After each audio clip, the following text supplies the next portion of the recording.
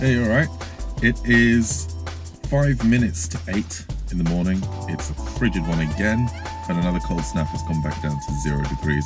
And we are about to head back down to Vengaworld. This time it is a meet near Tower Bridge. Some of the people I have met from before are going to be there. We're going to meet some new people. You guys know the drill by now. You're going to join me every step of the way. It's been a minute. Welcome to the review.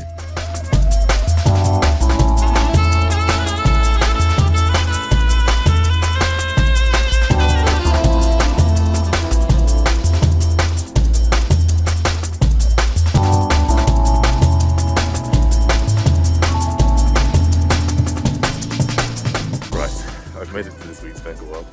I've had to park probably about 500 meters away because I got here at maybe 5 minutes to 9, which is clearly too late because every space is already taken. There was even a police car there already, which of course there was. He said I could have his spot, but honestly I wasn't going to keep driving in circles and embarrassing myself, so I figured I'd park somewhere else and maybe move down a bit later if we've still got time.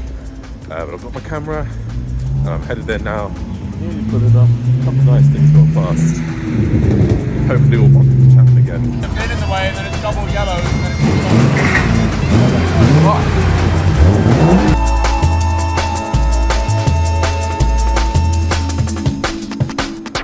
So I found Chapman, and I found Cam, believe it or not, but they just driving past me. I mean, they said hi, and Chapman dropped off a little present which he's been working on for me. I've got some cup holders now, so I'm just headed back to the car. A, to put them away. B, to see if I can meet up with Chapman and Cam again. And C, let's give them a little test fit. So we'll see how that goes when I get there. Alright, so the maker's arrived. Oh, Go on, you want to do the honours? yeah, Yeah? like the glove. It goes in! That's not too bad. No, but Is it because it's not got the mounting hardware of the metal bits? Yeah. But it's a good start. The shape is right. Yeah, it's circular. And it fits in the thing. I'll probably just readjust the angle so it's a bit more flattened right there. Yeah. That's fine. It works. Works. Might need some wedges on the sides. Yeah. No. The actual final version will have like the side because I only did that just to make it easier to print. Yeah. That's fine. Yeah, she goes in. Fits. Yeah, I don't have a bottle for it yet, but I'm sure something will work in a bit. It's pretty good.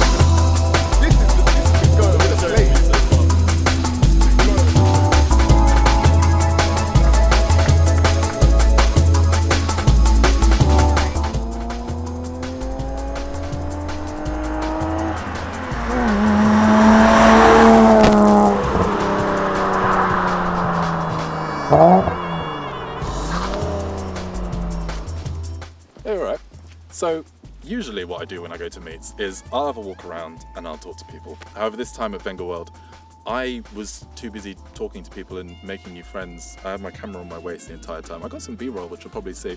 So in lieu of the usual interviews, what I think I'll do is we'll interview myself and then we'll have a look around Keith. Now, Keith is a 1983 E30. Surprisingly enough, I've not actually made any content on it yet. So yes, it's called Keith. It's named after Keith from Bear Behaving Badly, Crazy Keith the koala. If you're around my age, you'll probably know who that is, or if you watch the BBC ever. But here we are. So this is Keith. I have already taken some paint off the bumper, off the splitter.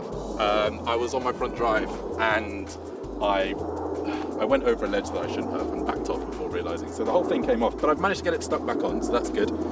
So yeah, 1983 323i comes with the M20B23. It is pretty much completely bone stock except from the sound system, which I put in myself because BMW in the 80s, if you didn't order a sound system, sure you didn't get a head unit, sure you didn't get an amp or a cage, but you also got no wiring, you also got no holes to put the speakers in. So I had to go around the entire thing, take the whole interior out basically, and wire everything in from scratch. Luckily I had most of the audio gear from my MX-5, which was the car before this, Yoda, rest in peace. That's another story for another day.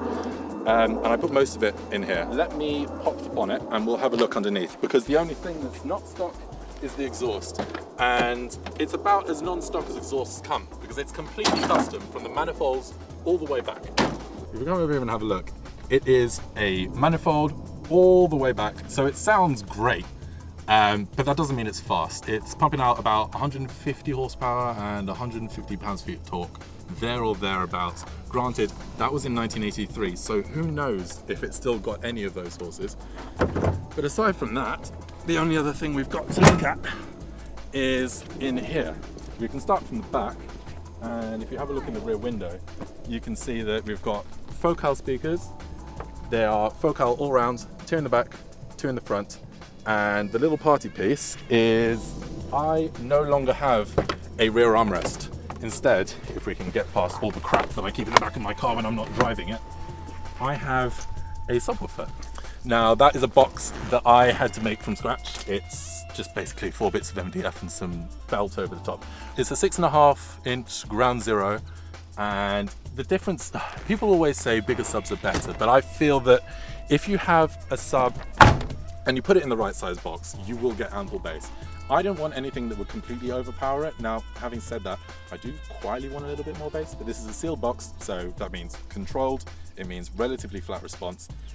I have 2 options. I can either go a size up and get an 8-inch, which would mean I have to remake the box, make it a bit larger, or I can port this one. That means I lose some of my accuracy, lose some of that tightness, but I will get a lot more bass out of it because that air will just be pumping a lot through, which I might have to worry about some chuffing for that.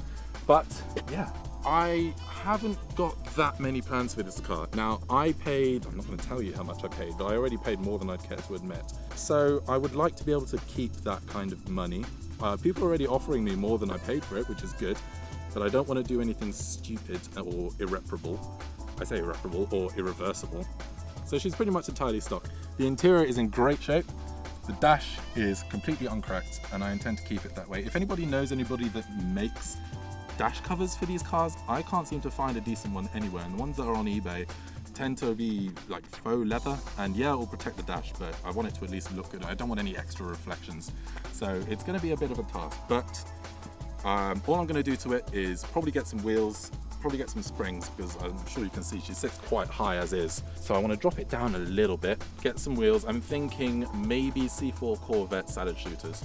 Then I will just keep going stock, low and slow, as they say, and yeah, hopefully that's the way it will stay until I don't think I'm ever going to get bored of this car, but while I'm young, I do want some variety, so I don't know what I'll get next. But for the next few years at least, and definitely until she's ULEX exempt in April, I am keeping her. And I love it, and honestly, right now, I wouldn't change it for the world. So, this is Keith. This has been the review. Thanks for watching.